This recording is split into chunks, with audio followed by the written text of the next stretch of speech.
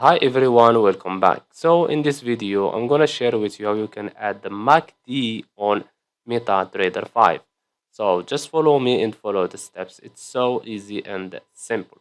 So first of all, open your MetaTrader 5 software and after that choose your currency. So for me, for this video, I will choose, so let's say USD CAD, just for example.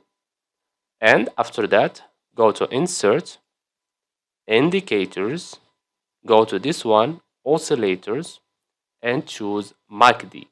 Okay, click on it. And as you can see here, we have some parameters. You can change them if you want. You can change this one, fast OMA 12.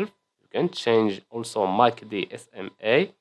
And you can change also this one if you want. You can change also the colors here. And you can add some levels. I think that you get the idea. So after you change everything, just click on OK. And as you can see here, this is the MACD. So I hope you found this video helpful. Don't forget to give us a like and subscribe. Thanks for watching and see you in the next one.